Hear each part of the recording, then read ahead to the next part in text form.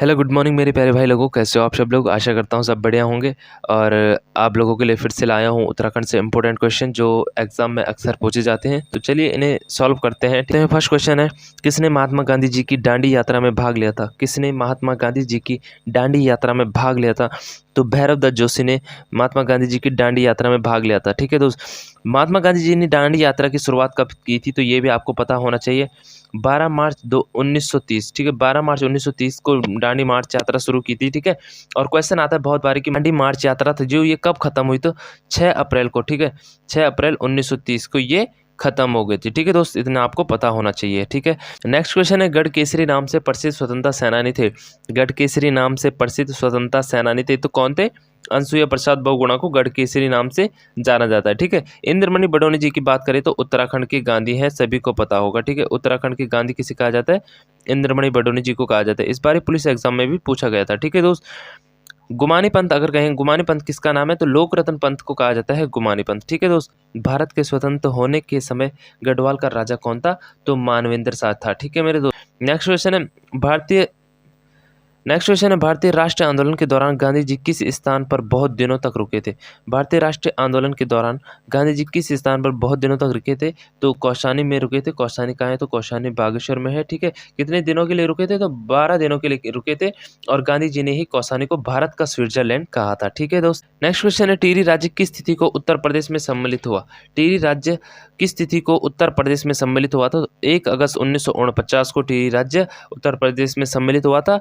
मानवेंद्र शाह उस समय वहां के राजा थे। ठीक है दोस्त, नेक्स्ट क्वेश्चन है, जनवरी 1921 में निम्न में से किस स्थान पर सरयू नदी तट पर कूली बेगार न देने की शपथ ली गई थी। ठीक है, तो कूली बेगार न देने की शपथ कब ली गई थी, बागेश्वर के सरयू नदी के तट पर। ठीक है, बागेश्वर में जो सरयू नदी तट पर है वहां पे उत्तरायणी मेले में। ठीक है, उत्तरायणी मेला। ठीक है, उत्तरायणी मेला आपको याद रखना है। उत्तरायणी मेले में कूली बेगार ना देने की शपथ ली गई थी। जो कूली बेगार रजिस्टर थे वो सरयू नदी में बहा दिए गए थे। कब, 1921 में। ठीक है दोस्त, नेक्स्ट क्वेश्चन है, 84 दिन की भूख हड़ताल के बाद 25 जुलाई 1944 को किसका निधन हुआ। 84 दिन की भूख हड़ताल के बाद 25 जुलाई 1944 को किसका निधन हो गया था, श्रीदेव सुमन जी का हो गया था। ठीक है, श्रीदेव सुमन जी ने 1938 में दिल्ली में गणदेश सेवा संघ की स्थापना की थी। ठीक है, आप सभी को पता होगा 1938 में इन्होंने गणदेश सेवा संघ का गठन किया था। कहाँ, दिल्ली में। ठीक है, बाद में उसका नाम हिमालय सेवा संघ पड़ गया था। नेक्स्ट क्वेश्चन है, सल्ट की घटना किस वर्ष हुई।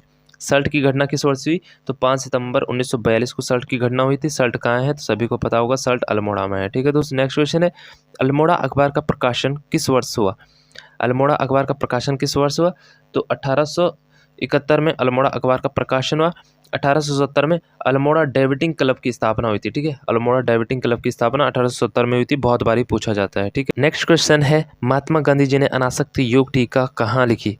महात्मा गांधी जी ने अनासक्ति योग टीका कहाँ लिखी थी, तो इन्होंने कौसानी में लिखी थी। ठीक है, कौसानी कहाँ है, तो कौसानी आपका बागेश्वर में। यहाँ महात्मा गांधी जी 12 दिन तक रहे थे और महात्मा गांधी जी ने ही कौसानी को भारत का स्विट्जरलैंड कहा था। ठीक है, नेक्स्ट क्वेश्चन है, पेशावर कांड का नायक किसे कहा जाता है।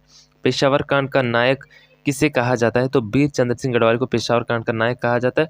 और पेशावर कांड कब हुआ था मेरे दोस्त, तो 23 अप्रैल 1930 को पेशावर कांड हुआ था। ठीक है, नेक्स्ट क्वेश्चन है, श्रीदेव सुमन कब शहीद हो गए थे।